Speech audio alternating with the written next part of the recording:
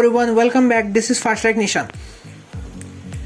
As you all know, we are in the flow with our web development course. In this video, we will talk about HTML forms. This is the main topic of the HTML because forms are widely used in the HTML. हम forms का बहुत ज़्यादा use करते हैं HTML में. हम ऐसी बहुत सी वेबसाइट बनाते हैं जिसमें हमें यूज़र का डेटा चाहिए. तो उस डेटा को यूज़ करने के लिए और उस डेटा को सर्वर में सेंड करने के लिए हम यूजुअली फॉर्म्स का इस्तेमाल करते हैं. So this is important video. अब देखते हैं इसे VS कोड में कि हम एक्चुअली फॉर्म कैसे बनाते हैं. अगर आपने अभी तक इस चैनल को सब्सक्राइब नहीं किया तो जल्दी से सब्सक्राइब करिए और बेल नोटिफिकेशन भी ऑन कर दीजिए. Also, there is a playlist called as Web Development. Here you can get access of all this video. So please access it from here. Okay, let's go to VS Code and write some codes. See, in the last video we have seen about the HTML tables. Let's create a new file that called as tutorial 8, tutorial 9 I guess, tutorial9.html extension. Okay, this is all. इसे close कर देते हैं. अब हमें first of all क्या करना है, हमें एक इमेज एब्रिविएशन यूज करना है as usual. Let's enter. Website का नेम चेंज कर देते हैं, tutorial 9. ओपन करते हैं लाइव सर्वर में. Just right click and open with live server. It will open here. अब देखो टेबल बॉडी, एक बॉडी उसमें कुछ नहीं दिख रहा. हम यहाँ पे हेडिंग टैग डाल देते हैं H1. क्या लिखते हैं, this is the HTML form tutorial. Okay, this is the HTML form tutorial. This is the HTML form tutorial. अब देखते हैं फॉर्म्स के बारे में. This video is very interesting. बहुत ही इंटरेस्टिंग वीडियो. आपको बहुत नए कंसेप्ट जानने को मिलेंगे. ओके, अब स्टार्ट करते हैं फॉर्म से. सिंपली क्या करना होगा, एज यूजुअल सिर्फ फॉर्म लिखना होगा. यहाँ पे कुछ आ रहा है, एक्शन नाम का कुछ एट्रीब्यूट है और इस फॉर्म टैग आ गए.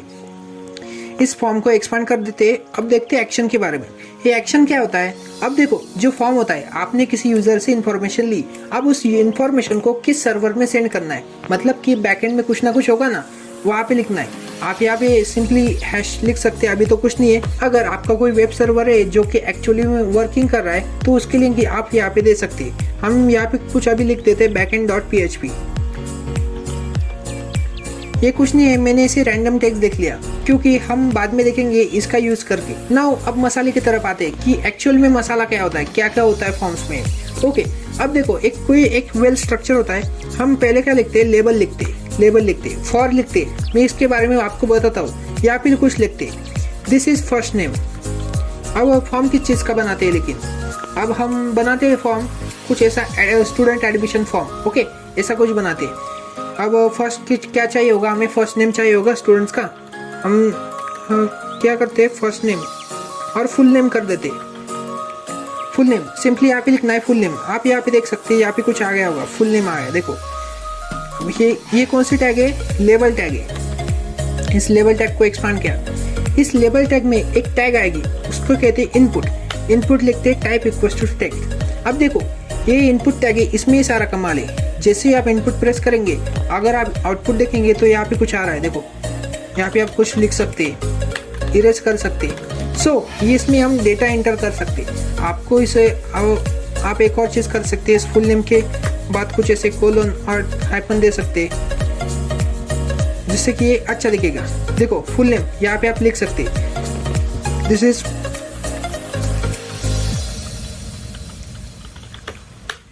ऐसे प्रेस करेंगे. ये क्या आ रहा है, कैन नॉट गेट backend.php. देखो मैंने जैसे इंटर प्रेस किया, ये डाटा सेंड हो गया. बट कहाँ पे सेंड हुआ, backend.php. बट एक्चुअल में backend.php तो एग्जिस्ट ही नहीं करता, इसलिए ये एरर दे रहा है. अब हम क्या करते हैं, इस फॉर्म को क्या करते हैं, यहाँ पे backend.php की जगह हैश लिख देखते हैं. सी अब एंटर करेंगे तो कुछ नहीं होगा. देखो हैश आ गया, यहाँ पे क्या आ गया, हैश आ गया. आप यहाँ पे आज देख सकते हैं. अब हमने इस एक्शन टैग के बारे में तो जान लिया. लेबल टैग ये हो गई. इनपुट टैग, इनपुट में क्या है, input type equals to text. Input type equals to text. Input है कौन सी, टेक्स्ट की. मतलब कि हमें यहाँ पे क्या लिखना है, टेक्स्ट लिखना है. ओके, यहाँ पे क्या लिखना है, टेक्स्ट लिखना है. फुल नेम हो गया, उसके बाद हम फुल नेम लिख सकते हैं. अब देखो फुल नेम हो गया. मैं अब इस टैग्स में और एट्रीब्यूट्स होते हैं उनके बारे में एक्सप्लेन करता हूँ. देखो ये फॉर क्या है. सिंपली इस फॉर में देखते हैं क्या लिखते हैं, फर्स्ट नेम और फुल नेम कर देते हैं. यहाँ पे भी फुल नेम कर देते हैं. अब इस फॉर को लिंक करने के लिए यहाँ पे क्या लिखना है, आईडी लिखना है, फुल नेम. एक और होती है नेम होती है, यहाँ पे फिर लिख देते हैं फुल नेम. मैं आपको बताता हूँ कि ये क्या होता है. एक क्लास होती है, इस क्लास में हम CSS लिखते हैं. अब देखो ये अब देखो ये सारी चीजें होती, इन्हें देख के डरना मत। देखो मैं सिंपली बताता हूँ, इनपुट टाइप को स्टैक इतना ही लिखने से आपका वो आ गया था। बट ये जो एडिशनल चीजें ये हमें बैकएंड में अपनी इंफॉर्मेशन को इजीली एक्सेस करने के लिए होती है। यहाँ पे क्या है, for equals to full name means ये जो लेबल टैग है जिसके आईडी फुल नेम है उसके लिए, किसके आईडी फुल नेम है, इसके ID equals to full name. और एक बात, जो आईडी होती है वो कॉमन होती है, मीन्स मल्टीपल आईडीज नहीं हो सकती, वो अच्छी हैबिट भी नहीं है मल्टीपल आईडीज बनाना। सिंपली आपको क्या करना है, आईडीज को कॉमन ही बनाना है। Next is name. ये नेम क्या होती है, ये जो फॉर्म है ये फॉर्म आपकी तरफ तो नहीं रहने वाला, ये जाने वाला है बैकएंड में। जब ये बैकएंड में जाएगा तो हम यहाँ पे क्या फिल करने वाले, क्लाइंट से क्या मांगने वाले, full name. Client will enter his full name here. जो फुल नेम का जो डेटा होगा, एक्चुअल वैल्यू होगी, वो किस नेम से स्टोर होगी, वो स्टोर होगी फुल नेम से। अगर आप सर्वर में रिक्वेस्ट मारेंगे, सर्वर बाय साहब हमें फुल नेम दे दीजिए, तो सर्वर बाय क्या करेगा, नेम नाम का एट्रीब्यूट लेगा, उसमें क्या देखेगा, फुल नेम किसको मैच कर रहा है, जिसे मैच कर रहा होगा वो डेटा आपको दे देगा। सिंपली अब आपको समझ आ गया इसे हम कैसे सर्वर में यूज करते। ये क्लास क्या है, क्लास से जिससे हम इसको स्टाइल कर सकते, इसे अगर हम नहीं लिखेंगे तो भी चलेगा। सो सिंपली पता चला, ID name full name type equals to text. एक और एट्रीब्यूट होता है जिसे कहते हैं वैल्यू। अगर हम यहाँ पे वैल्यू लिखेंगे तो डिफॉल्ट वैल्यू आती है, सी यहाँ पे हम डिफॉल्ट लिख सकते हैं। बट हमने यहाँ पे लेबल टैग का यूज किया है इसलिए वो यूज नहीं होगा। देखो यहाँ पे कुछ नहीं दिखेगा, फुल नेम कुछ नहीं दिखा। हम क्या करते हैं, इसे रेप्लिकेट करते और इस लेबल टैग के आउटसाइड लेके जाते, फिर आपको डिफॉल्ट वैल्यू दिखेगी। See here you can see default value, by default वो आ जाती है। एक और एट्रीब्यूट होता है जिसे कहते हैं प्लेस होल्डर, कि सिर्फ लिखना है प्लेस होल्डर। प्लेस होल्डर क्या आता है, यहाँ पे हम लिखते हैं, मैं आपको डेमो दिखाता हूँ। एंटर योर फुल नेम, हमने यहाँ पे लिखा एंटर योर फुल नेम। जैसे आप वेबसाइट पे जाएंगे तो यहाँ पे देखो क्या एंटर योर फुल नेम ये आ रहा है, बट ये डिफॉल्ट वैल्यू नहीं है। यहाँ पे आप राइट करेंगे तो ये चला जाएगा, जिससे कि आपको क्लाइंट को दिख जाता है कि क्लाइंट भाई आपको यहाँ पे क्या एंटर करना है, आपका फुल नेम एंटर करना है। आप जैसे एंटर करेंगे तो चला गया। ये प्लेस होल्डर बहुत ही यूजफुल होता है। ओके, सो प्लेस होल्डर का यूज आपको समझ में आ गया। अब एक्सप्लोर करते हैं और इनपुट टैग्स को, कि और क्या क्या होते हैं। ये लेबल गलती से वो ऊपर चला गया। ओके, लेबल आ गया। अब एक्सप्लोर करते हैं और इनपुट टैग्स को। इससे पहले हम फॉर्मेट कर देते हैं।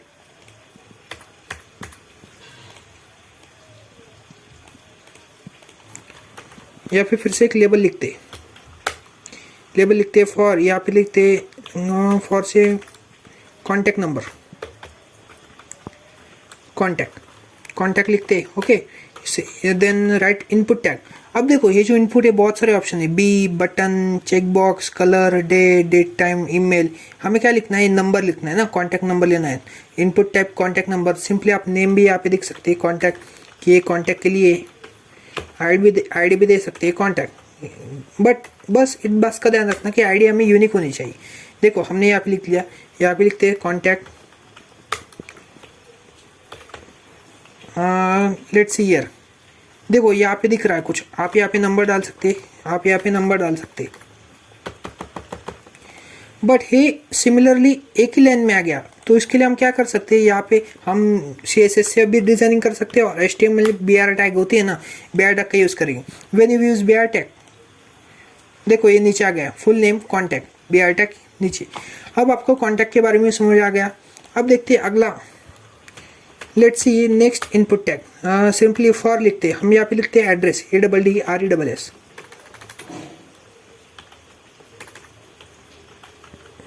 सिंपली लिखते हैं एड्रेस। तो एड्रेस के लिए क्या करना होता है, हमें एक लिखना होता है टेक्स्ट एरिया, एक टेक्स्ट एरिया नेम की टैग होती है। देखो जैसे आप टेक्स्ट एरिया प्रेस करेंगे यहाँ पे कुछ आएगा, वो नेम की जगह हम फिर से एड्रेस लिख देते। See here there is one call, जिसे हम एक्सपांड कर सकते हैं, हम कैसे भी एक्सपांड कर सकते हैं। देखो ये टेक्स्ट एरिया है, अब हमें इसे नेम देना पड़ेगा ना। यहाँ पे हम लिखते थे फॉर से AD एड्रेस, ये टैब आ गई, इसे हम इरेज कर देते हैं, ADRESS। Okay,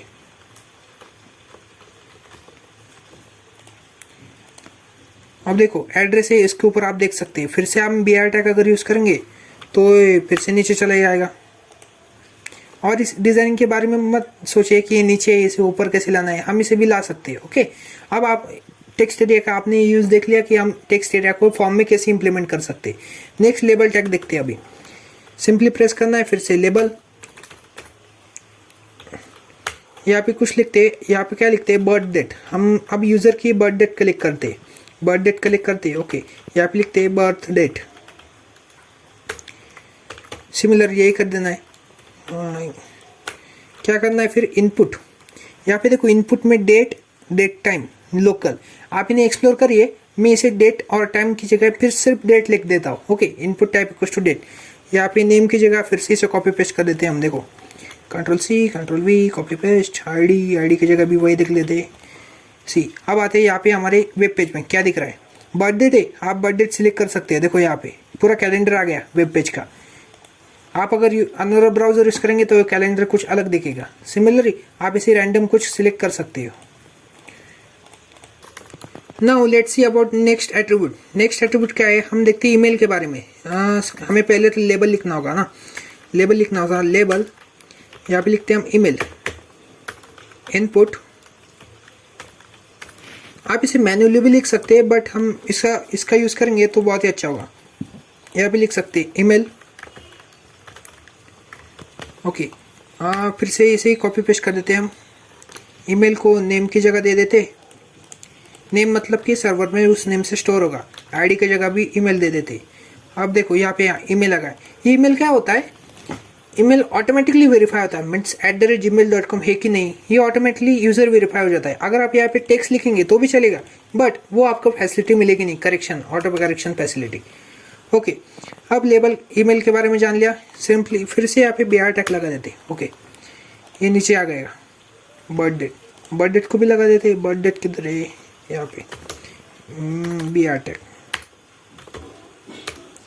BR tag, birth date भी आ गई, ईमेल भी आ गई। आपको अभी ईमेल समझ में आ गया। अब देखते हैं नेक्स्ट थिंग। नेक्स्ट क्या होती है, पासवर्ड। आप ऐसे पासवर्ड तो नहीं डालते, बट कोई साइन इन का फॉर्म है तो उसके लिए आप यूज़ कर सकते हैं ना, पासवर्ड। इसे हम कॉपी कर देते हैं, इनपुट, अगेन पेस्ट, पासवर्ड को कॉपी करते हैं या पेस्ट कर देते हैं, ओके। यहाँ पे लिखते हैं हम इनपुट। जैसे ही आप इनपुट लिखेंगे यहाँ पे कभी होगा, यहाँ पे किधर होगा, पासवर्ड। पासवर्ड देखो आप यहाँ पे लिख सकते हैं, पासवर्ड में फिर से यहाँ पे इसे कॉपी पेस्ट कर देता हूँ, आईडी नेम पासवर्ड नेम। अब जैसे आप यहाँ पे प्रेस करेंगे वो ऐसा दिख रहा है, देखो डिजिट दिख नहीं रहे ना, you can't see digit because मैं आपको क्या प्रेस कर रहा है वो दिख नहीं रहा है। इसे कहते हैं हम पासवर्ड, यहाँ पे हम इसे यूज़ कर सकते हैं। सो ऐसे बहुत सारे इनपुट टैग्स है, आप इन्हें और एक्सप्लोर कीजिए। अब हम जाते एक ऑप्शन के बारे में जिसे कहते हैं रेडियो। रेडियो क्या होता है भाई, मैं बताता हूँ। लेबल लिखते, हम यहाँ पे कुछ लिखते, यहाँ पे हम स्टैंडर्ड लिख देते, यहाँ पे लिखते हम सिलेक्ट योर स्टैंडर्ड, ओके। अब देखो रेडियो क्या होता है, जस्ट लिखना है रेडियो और इनपुट में रेडियो आता है ना, you can see here input radio. जैसे आप इनपुट रेडियो लिखेंगे यहाँ पे नेम आ गया, आईडी आ गया। अब इनके बारे में क्या है, सिलेक्ट योर स्टैंडर्ड, यहाँ पे देखो एक सर्कल्स आ गया ना, सर्कल्स आ गया। अब ये क्या करना है मैं आपको बताता हूँ। अगर आपको अभी कुछ समझ में नहीं आ रहा है तो क्या करें, सिंपली क्या जाना है, MDN रेफरेंस पे जाना है, इनपुट MDN रेफरेंस आपको यहाँ पे दिखेगा रेडियो। आप बटन यूज़ कर सकते हैं, हम बटन देखेंगे, चेक्स बॉक्स, कलर, डेट हमने देखी, डेट टाइम लोकल, मतलब कि आपको टाइम भी सिलेक्ट करना होता है, ईमेल, फाइल, हिडन, इमेज भी इनपुट ले सकते हैं, मंथ। हम देखने वाले थे रेडियो बटन ऐसा होता है, देखो रेडियो बटन कैसा होता है, ऐसा होता है। सी अब इस रेडियो को कैसे यूज़ करना है, हमने लिखा है स्टैंडर्ड, नेम दिया है, आईडी दिए। हम पहले यहाँ पे लिख देते, क्या लिखते, फॉर सेक हम लिखते 10 स्टैंडर्ड है। आप अगर 10 स्टैंडर्ड में है तो इसे सिलेक्ट कीजिए। ये कैसे दिखागा, देखो यहाँ ऐसे दिखेगा। आप 10 स्टैंडर्ड में हो तो इसे सिलेक्ट कीजिए। इसे रिमूव कर देते, क्या हो गया, हाँ इसे। अब फिर से देखते, सिलेक्ट योर स्टैंडर्ड 10 स्टैंडर्ड। इसे मैं फिर से रेप्लिकेट करता हूँ। अगर 10th में तो ये सिलेक्ट कीजिए, 11th में तो ये सिलेक्ट कीजिए और 12th में तो ये सिलेक्ट कीजिए। अब देखो यहाँ पे 3 रेडियो बटन दिखेंगे, आप 12 सिलेक्ट कर सकते हो, 12। ये तो 3 ही सिलेक्ट हो गए। ये क्यों हो गया, क्योंकि मैंने आईडी दी नहीं ना अभी तक। देखो जो आईडी होती है ना, वो मैंने अभी तक आईडी दी नहीं है। मैं इसे पहले फॉर्मेट कर लेता हूँ। सी अब हमें देनी होगी आईडीज। आईडीज में क्या देते, पहले नेम में हम स्टैंडर्ड कोई दे देते, सेम तीनों जगह सेम। आईडी में भी हम क्या देंगे, स्टैंडर्ड दे देंगे।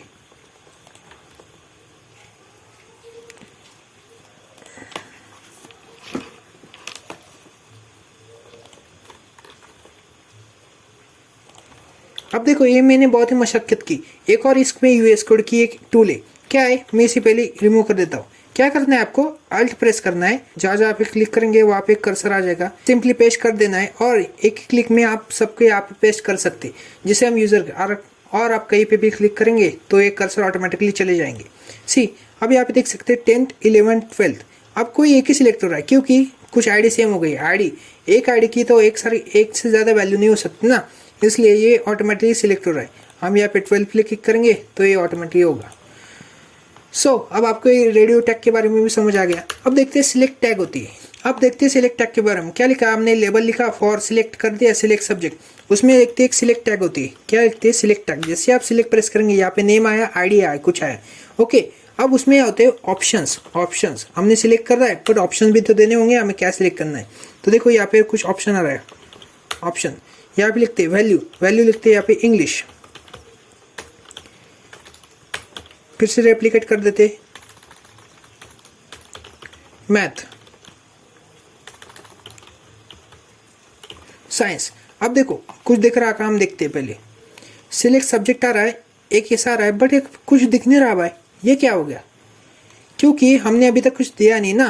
अब क्यों दिख नहीं रहा, आपको समझ में आया क्या? हमने यहाँ पे लिखा बट यहाँ पे हमने कुछ नहीं लिखा ना, हमें इसे यहाँ पे सिंपली कॉपी करना होगा। देखो अब ये ऑप्शन दिखेंगे, ये तो वैल्यूज हो गई, बट ऑप्शन जो ओरिजिनल में वेब पेज में दिखेंगे वो तो यहाँ पे लिखने होंगे ना। सी अब आप देखेंगे इंग्लिश मैथ साइंस, यहाँ पे हमें कुछ दिख रहा है। अगर हम इसे एक और कर देते और यहाँ पे लिखते सिलेक्ट, इसे लिख देते सिलेक्ट सब्जेक्ट,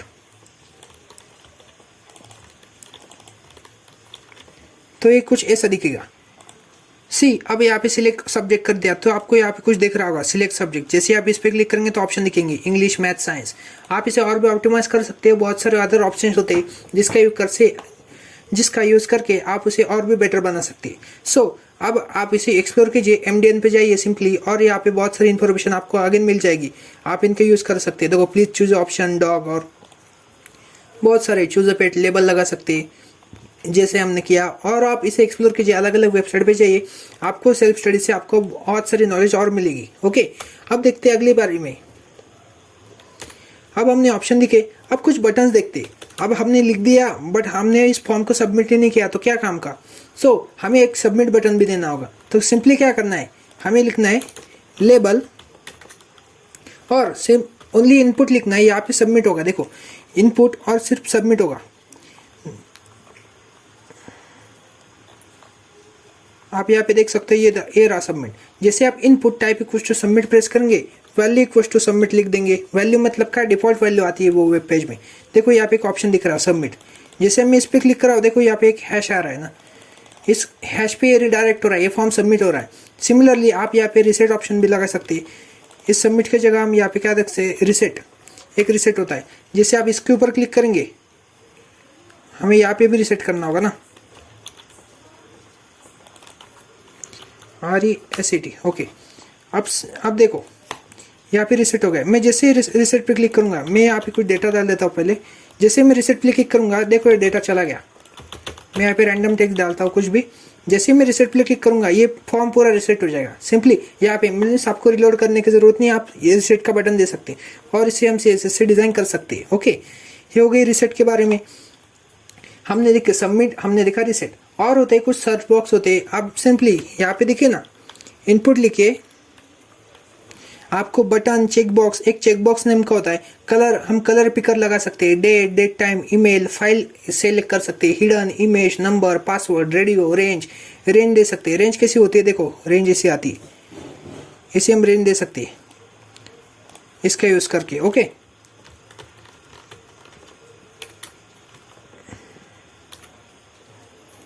और ऑप्शन देते हैं रेंज, जैसे होगा URL दे सकते हैं, टाइम, वीक, और आप इन्हें एक्सप्लोर कीजिए, आपको ये बहुत अच्छे फॉर्म बना सकते हैं। बट ये फॉर्म अभी स्केलेटन से हो गया, बट ये अभी कुछ खास नहीं दिख रहा ना। हम BR टेक्नोलॉजी से अंडर ले सकते, हम इसे डिज़ाइन करेंगे CSS की मदद से और ये बहुत अच्छा दिखेगा। फिर मैं आपको ये सोर्स कोड डिस्क्रिप्शन में दे दूंगा, वहाँ से आप इसे एक्सेस कर सकते हैं। So this video was all about forms. अगर आपको वीडियो अच्छा लगा तो वीडियो को जल्दी से लाइक कीजिए और चैनल को सब्सक्राइब करके बेल नोटिफिकेशन ऑन कर दीजिए। This is all for this video, see you in the next video.